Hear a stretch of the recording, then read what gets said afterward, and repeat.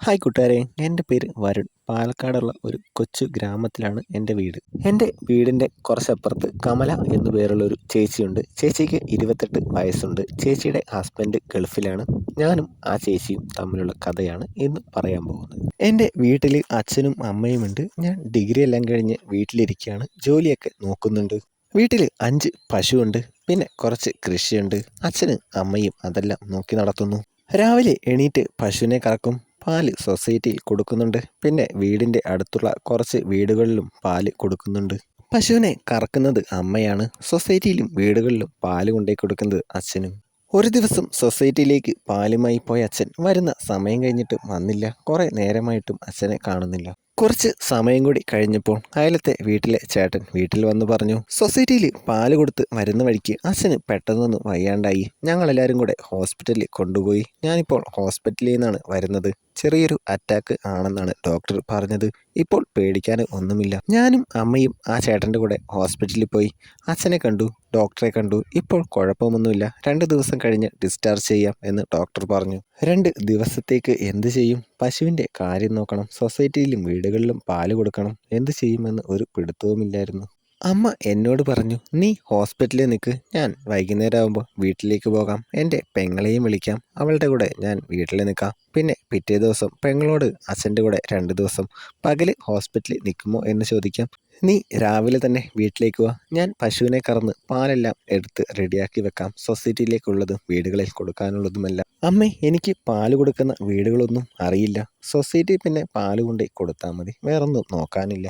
നിന്നോട് ഞാൻ എത്ര തവണ പറഞ്ഞിട്ടുണ്ട് പാല് കൊടുക്കാൻ പോകുമ്പോൾ അച്ഛൻ്റെ കൂടെ ചെല്ലാനൊക്കെ? നീ കേട്ടില്ല. ഇനി അതൊന്നും പറഞ്ഞിട്ട് കാര്യമില്ല. നാളെ എന്തായാലും ഞാനും നിൻ്റെ കൂടെ വരാം. അങ്ങനെ അമ്മ വീട്ടിലേക്ക് പോയി. അച്ഛനിപ്പോൾ കുഴപ്പമൊന്നുമില്ല. ഞാനും പിറ്റേ ദിവസം രാവിലെ വീട്ടിലേക്ക് ചെന്നു. അച്ഛൻ പാല് കൊണ്ടുപോയി കൊടുക്കുന്ന വണ്ടി അടുത്ത വീട്ടിലെ ചേട്ടൻ വീട്ടിൽ കൊണ്ടുവന്ന് വെച്ചിട്ടുണ്ട്.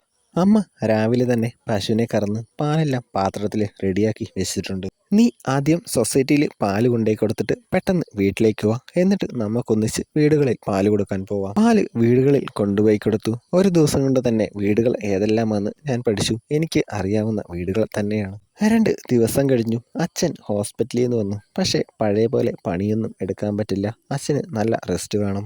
പശുവിൻ്റെ കാര്യവും സൊസൈറ്റിയിലും വീടുകളിലും പാല് കൊടുക്കലും എല്ലാ പണികളും ഞാൻ തന്നെ ചെയ്യണം. എനിക്ക് ഇതിനോടൊന്നും വലിയ താല്പര്യമില്ലായിരുന്നു. പിന്നെ ചെയ്യാതിരിക്കാൻ പറ്റില്ലല്ലോ. അങ്ങനെയാണ് കമല ചേച്ചി പരിചയപ്പെടുന്നത്. ഒരു ദിവസം ചേച്ചി വീട്ടിൽ വന്ന് പറഞ്ഞു, നാളെ തൊട്ട് ആ ചേച്ചിക്കും പാല് കൊടുക്കണമെന്ന്. ചേച്ചിയുടെ വീട് കുറച്ച് അപ്പുറത്താണ്. ഒരു മോളുണ്ട്. ഹസ്ബൻഡ് ഗൾഫിലാണ്. ചേച്ചിയും മോളും മാത്രമാണ് അവിടെ താമസം.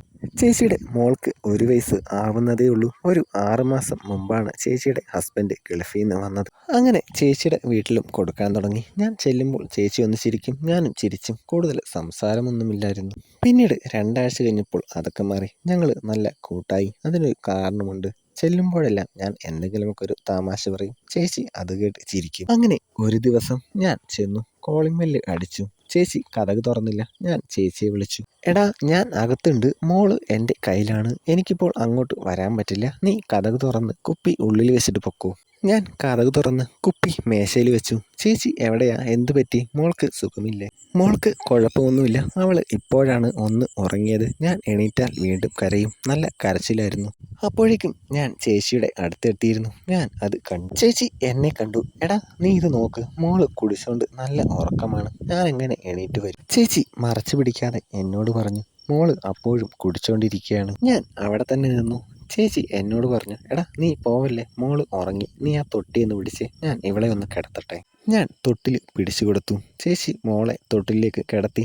ഇപ്പോഴും തുറന്നു തന്നെയാണ് അത് കിടക്കുന്നത്. കൂട്ടുകാരെ, നമുക്കൊരു ടെലഗ്രാം ചാനലുണ്ട്. അതിൽ എല്ലാം വിശദമായി പച്ചയ്ക്ക് പറയുന്നുണ്ട്. ലിങ്ക് കമൻറ്റ് ബോക്സിൽ ഇട്ടേക്കാം.